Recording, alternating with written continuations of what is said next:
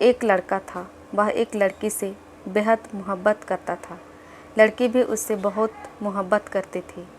इन दोनों का रिश्ता कई सालों तक चलता रहा। फिर एक दिन ऐसा आया कि उस लड़की का जो बाप था उस लड़की का रिश्ता कहीं और तय कर दिया।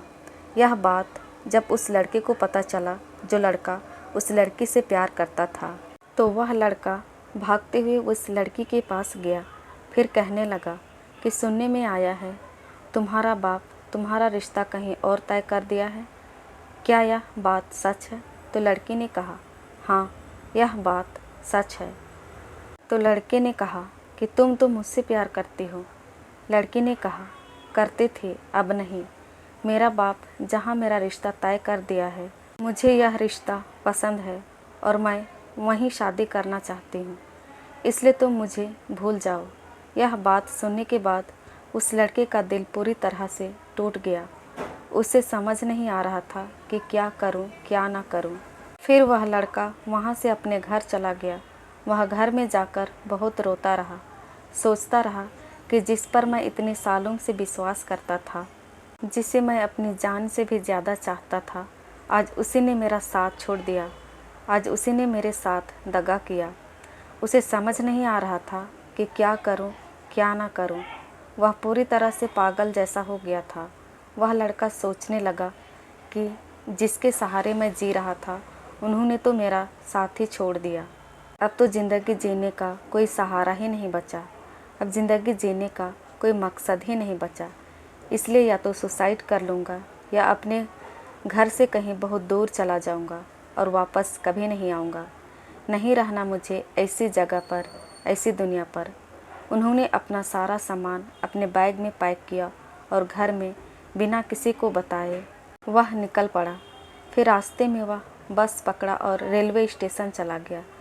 रेलवे स्टेशन पहुंचते पहुंचते बहुत रात हो चुका था। फिर उन्होंने कहीं बहुत दूर का टिकट कटाया।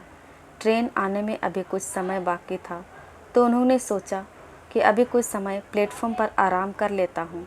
कुछ समय आराम करने के बाद उसके पास एक लगभग 8 साल का लड़का आया। वह लड़का पानी का बोतल बेच रहा था। उन्होंने कहा, भाई साहब क्या आप पानी लेंगे? फिर उस लड़के ने उस छोटे बच्चे से पानी का बोतल लिया और उसे पैसे दिए। फिर उस लड़के ने उस छोटे से लड़के को बुलाया, अपने पास बिठाया, बोला कि तुम्हारा नाम क्या है? उस लड़के ने बताया कि मेरा नाम आनंद है, मैं 8 साल का हूँ। उस लड़के ने कहा कि तुम इतने छोटे हो और इतनी रात को स्टेशन पर पानी बोतल बेच रहे हो, क्या तुम पढ़ाई नहीं करते, घर में नहीं रहते? आनंद ने कहा कि भाई साहब घर में रहना कौन नहीं चाहता, पढ़ाई करना कौन नहीं चाहता, लेकिन क्या करूं, कुछ मजबूरी है। मेरा बाप कोई काम नहीं कर सकता है, बहुत समय से बीमार है और उसके इलाज के लिए पैसे नहीं हैं। मेरी माँ और मेरी एक छोटी बहन है। मेरी माँ छोटा मोटा कोई काम कर लेती है और मैं यहाँ रात को स्टेशन पर पानी बेचता हूँ और पैसे इकट्ठा करता हूँ ताकि मेरे बाप के इलाज के लिए कुछ पैसे इकट्ठा हो जाए, ताकि मैं अपने बाप का इलाज कर सकूँ। यह बात सुनने के बाद वह लड़का कुछ समय तक सन्न रह गया और सोचने लगा कि एक छोटा सा लड़का अपने बाप के इलाज के लिए स्टेशन पर आकर मेहनत करता है और एक मैं हूँ जो एक लड़की के चलते अपने परिवार को छोड़कर कहीं दूर जा रहा हूँ। उसे अपने आप पर नफ़रत होने लगा कि मैं क्या कर रहा था। जिसने मुझे जन्म दिया, जिसने मुझे पाल पोस कर बड़ा किया, मैं उसे छोड़कर जा रहा था सिर्फ एक लड़की के चलते। वह भी उस लड़की के चलते उन्होंने मेरा साथ छोड़ दिया। ना जाने मेरे घर में मेरे माँ बाप मुझे ना पाकर कितने परेशान होते होंगे। ना जाने वह हमारे बारे में क्या क्या सोचते होंगे कि मेरा बेटा कहाँ चला गया।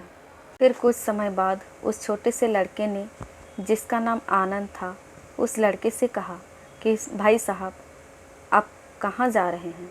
तो उस लड़के ने कहा कि क्या बताऊँ, मैं जा तो बहुत दूर रहा था लेकिन रास्ता भटक गया था, लेकिन तुमसे मिलने के बाद अब मुझे सही रास्ता दिखाई दिया है, इसलिए अब मैं वापस अपने घर जा रहा हूँ। जिन्होंने मुझे निस्वार्थ प्रेम दिया, मैं भी कितना पागल हूँ कि एक झूठे प्रेम के लिए अपने माँ बाप के सच्चे प्रेम को छोड़कर जा रहा था, अपने परिवार को छोड़कर जा रहा था। यह बोलकर वह लड़का वापस अपने घर चला गया और अपने माँ बाप से माफ़ी मांगा और अपने परिवार के साथ रहने लगा। आजकल ऐसे बहुत ज़्यादा हो रहे हैं। अरे जब हमारी ज़िंदगी में कोई नहीं आया था तभी तो हम ज़िंदगी अच्छा खासा जी रहे थे। अब हमारी ज़िंदगी में कोई आ जाता है और आकर चला जाता है तो हम ज़िंदगी जीना ही छोड़ देते हैं। अच्छा हुआ वह छोड़कर चली गई, वरना उसके असलियत का पता कैसे चलता। जो जा रहे हैं उसको जाने दो, उसको रोको मत, क्योंकि रोकने से इंसान रुकता है, प्यार नहीं। तो दोस्तों, दर्द भरी कहानी आपको कैसी लगी कमेंट करके ज़रूर बताइएगा, और अच्छी लगी हो तो चैनल को सब्सक्राइब कीजिएगा और दोस्तों के साथ शेयर ज़रूर कीजिएगा। धन्यवाद।